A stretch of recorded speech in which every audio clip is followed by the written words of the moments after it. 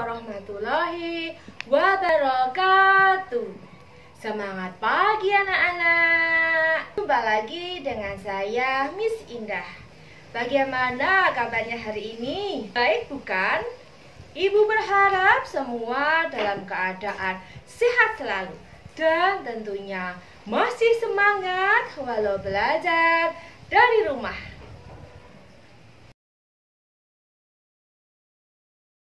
Kali ini kita akan belajar kelas 4, tema 2, selalu berhemat energi, subtema 1, sumber energi, pembelajaran 2. Sebelum pembelajaran dimulai, marilah kita semua berdoa sesuai dengan agama dan keyakinannya masing-masing. Selain matahari, apalagi ya sumber energi di bumi? Ayo kita cari tahu. Pada pembelajaran sebelumnya, kita telah mempelajari bahwa matahari adalah sumber energi terbesar di bumi. Matahari adalah sumber energi panas dan sumber energi cahaya yang terbesar di bumi. Nah, hari ini kita akan belajar sumber energi apa lagi ya? Kalian sudah mempelajari manfaat energi panas matahari. Salah satu manfaat energi panas adalah untuk membantu pertumbuhan tanaman. Nah, sekarang amati teks notasi angka pada lagu Menanam Jagung yang berhubungan dengan pertumbuhan pada tanaman. Ini adalah teks Menanam Jagung ciptaan Ibu Sud. Lagunya seperti ini ya anak-anak. Ayo kawan, kita bersama menanam jagung di kebun kita. Ambil cangkulmu, ambil pangkurmu, kita bekerja tak jemu-jemu. Cangkul, cangkul, cangkul yang dalam, tanahnya longgar, jagungku tanam. Cangkul, cangkul, cangkul yang dalam, tanahnya longgar, jagungku tanam. Anak-anak pasti udah tahu lagunya ya. Anak-anak, dalam teks Menanam Jagung ini ada nada-nada yang perlu kita pelajari. Nah, di sini ada lagu Menanam Jagung. Kalian bisa mempelajari dari rumah kalian masing-masing ya. Nah, itu tadi lagu Menanam Jagung. Tahukah kamu tinggi rendah nada?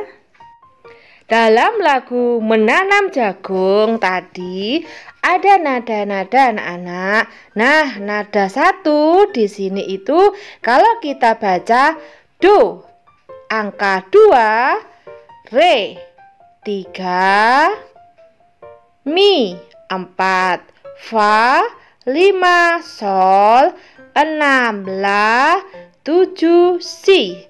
Kembali ke angka 1 lagi. Do, re, mi, fa, sol, la, si. Jadi jika ada titik di bawah nada, berarti nadanya dibaca rendah.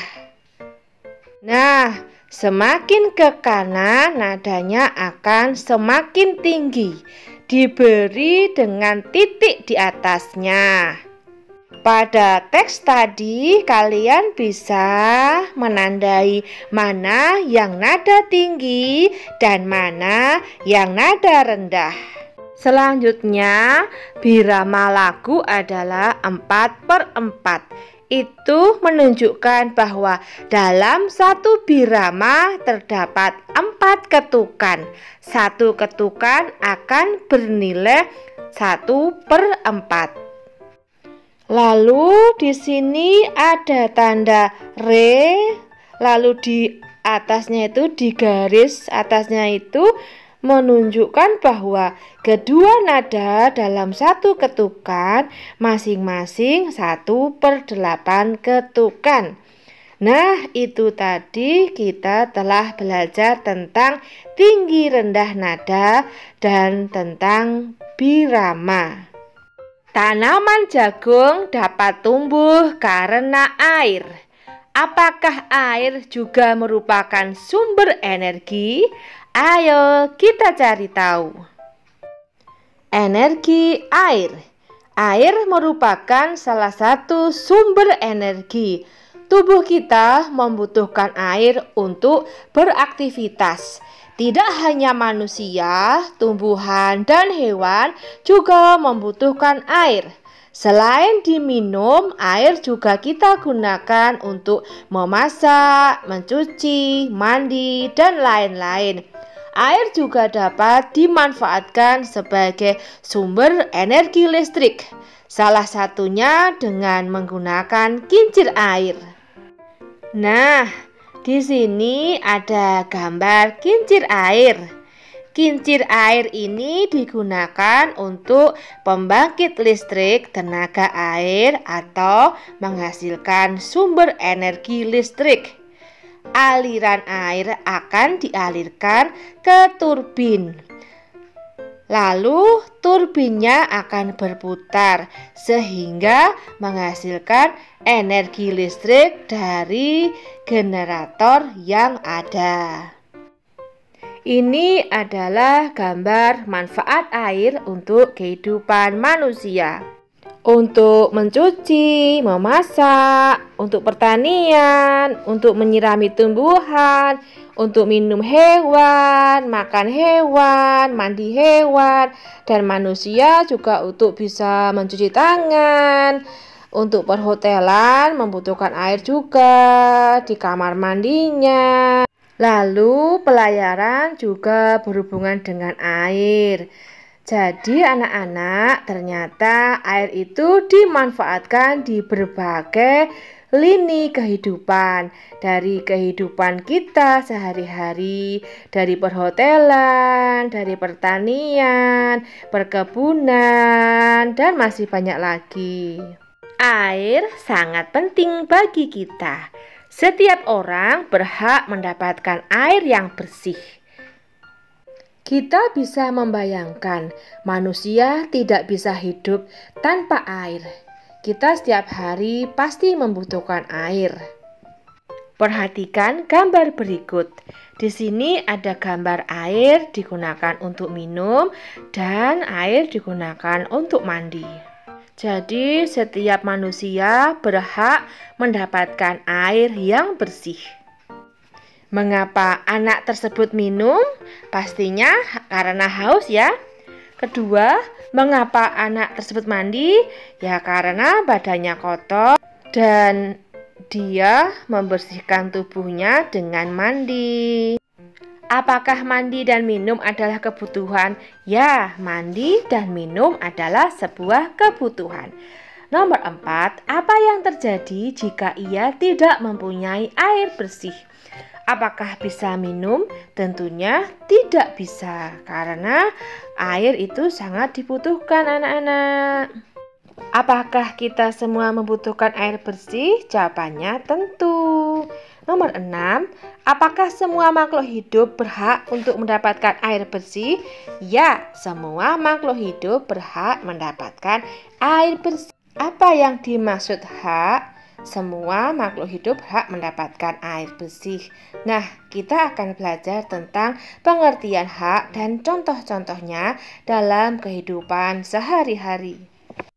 Hak adalah segala sesuatu yang secara sah harus diterima oleh seseorang dengan memperhatikan hak orang lain. Contohnya, hak warga negara menurut Undang-Undang Dasar 1945. 1.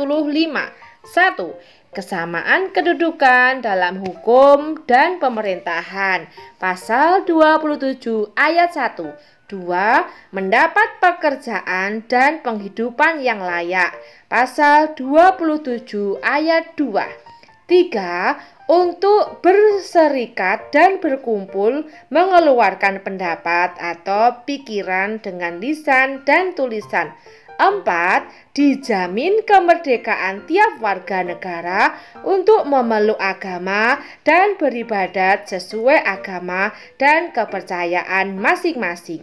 Pasal 29 ayat 2. 5. Ikut serta dalam bela negara. Pasal 30 ayat 1. 6. Memperoleh pendidikan. Pasal 31 ayat 1. Kewajiban adalah segala sesuatu yang harus dilaksanakan atau dilakukan oleh seseorang sesuai dengan aturan yang berlaku. Apabila kewajiban dilanggar, maka akan mendapatkan sanksi sesuai peraturan yang berlaku. Kewajiban warga negara menurut Undang-Undang Dasar 1945. 1. Menjunjung tinggi hukum dan pemerintahan. Pasal 27 ayat 1. 2. Ikut serta dalam bela negara. Pasal 30 ayat 1. 3. Mengikuti pendidikan dan pemerintah wajib membiayainya. Pasal 32 ayat 2. Berikut adalah hak anak di rumah. 1. Hak mendapatkan kasih sayang, hak mendapatkan perlindungan, hak untuk bermain, hak mendapatkan kesehatan, hak mendapatkan pendidikan. Hak anak di sekolah. Hak mendapatkan kasih sayang, hak mendapatkan perlindungan, hak mendapatkan kesehatan, hak mendapatkan pendidikan. Kewajiban anak di rumah. Kewajiban belajar, kewajiban membantu orang tua. Kewajiban anak di sekolah. Mematuhi tata tertib sekolah, menghormati dan mematuhi nasihat guru, menjaga kebersihan sekolah, dan mengikuti pembelajaran. Perhatikan gambar berikut. Gambar yang pertama, sikat gigi kran air yang masih mengalir. Gambar kedua, mencuci piring saat menggosok piring kran air yang tidak dimatikan. Apakah dia sudah mendapatkan haknya dengan baik? Gambar 1 dan gambar 2 sudah menerima haknya dengan baik. Apakah dia sudah melaksanakan kewajibannya? Seharusnya kran yang tidak digunakan harus dimatikan supaya hemat air. Gambar yang kedua, ketika tidak digunakan, matikan dulu. Ketika piring digosok dengan sabun, kita matikan krannya dulu. Lalu ketika dibilas, baru krannya dihidupkan kembali. Jadi mereka mendapatkan hak, tapi mereka lupa kewajibannya untuk menghemat air. Air merupakan salah satu energi yang paling penting bagi manusia. Setiap orang berhak mendapatkan air bersih.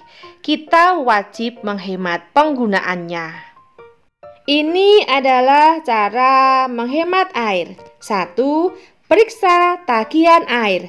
2. Tidak perlu mandi terlalu lama. 3.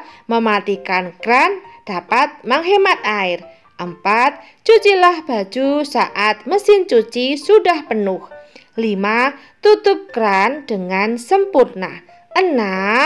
Manfaatkan air limbah. 7. Tekan tombol setengah siram pada kloset. Itulah cara menghemat air. Demikianlah video pembelajaran kali ini. Semoga bermanfaat. Jangan lupa like, comment, and subscribe-nya ya. Bye-bye. See you tomorrow. Warahmatullahi wabarakatuh. I'm an icon, man. I'm a girl about a 10. I should fuck her.